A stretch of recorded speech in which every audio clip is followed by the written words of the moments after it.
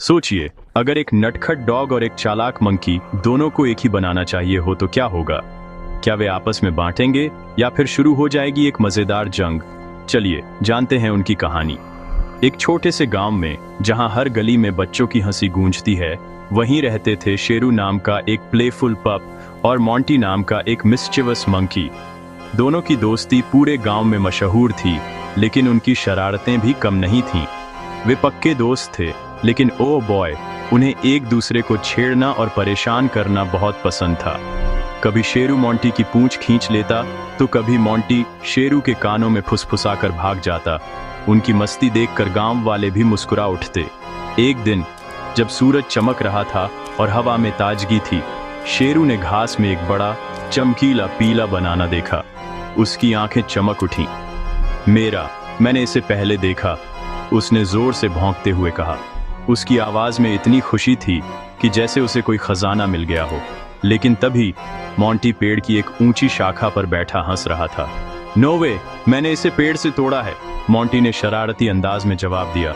उसकी आंखों में चमक और चेहरे पर मुस्कान थी, जैसे वह शेरू को चिढ़ा रहा हो।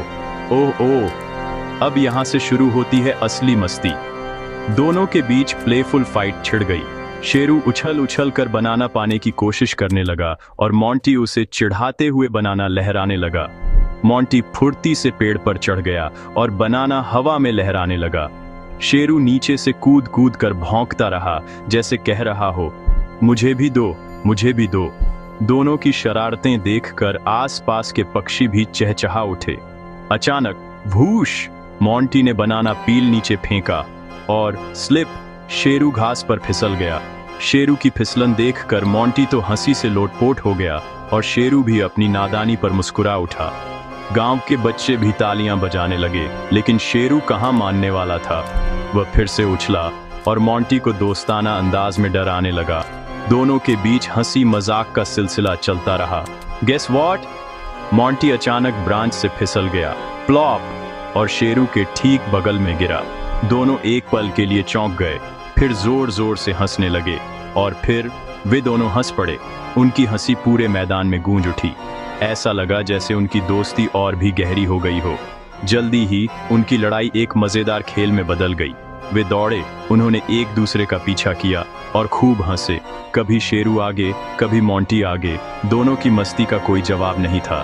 तभी मीना कैट वहां से गुजरी। वह बहुत समझदार थी।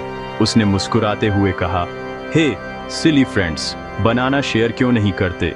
उसकी बात सुनकर दोनों सोच में पड़ गए। शेरू और मॉन्टी ने एक